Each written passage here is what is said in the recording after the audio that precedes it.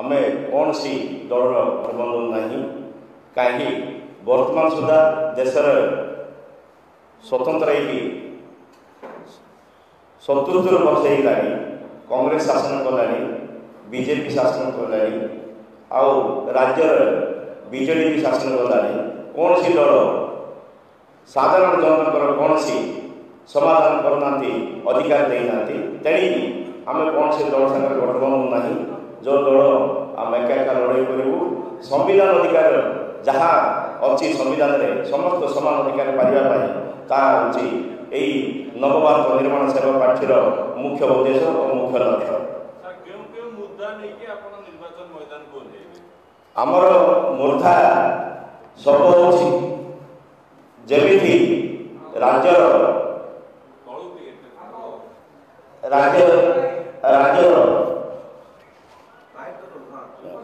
राज्यर जी लोक जो मौलिक अधिकार पाइबा कथा जमी समस्त पाइबा कथा प्रत्येक घर को आम 2 एकरा जमी देवाई प्रस्तुत करूँ जो मैंने गरीब मान जो मैंने कि 500 टंका पाँच बता आम 2000 टंका बता देवाई प्रस्तुत नहीं जोटा कि गरीब लोक मैंने आराम से चली पारे बेकार समस्या को दूर करने प्रत्येक घर को गोटे चाकरी देवा व्यवस्था रखाई आ बेकार भत्ता 3000 5000 टंकार बेकार भत्ता रखाई आ जो मैंने 5 केजी चावल पाँच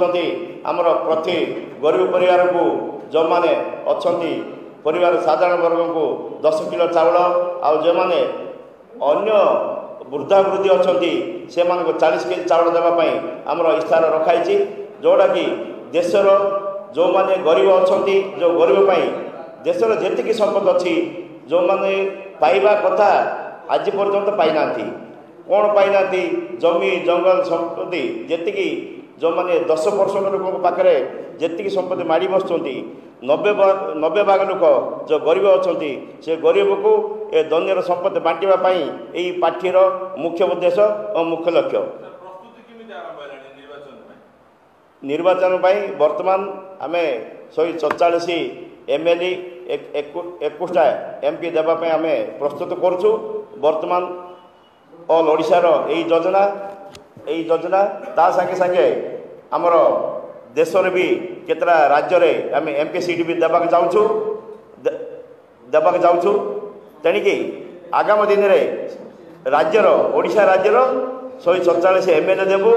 आउ 21टा एमपी भी देवाई आम इस्तार तैयारी करुँ।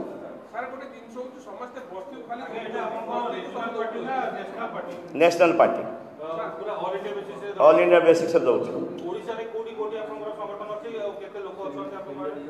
शुणु आमर हूँ यही दल हूँ 4 वर्ष रजिस्ट्रेशन होगी संगठन ऑल ओडिशा करुँ कौटी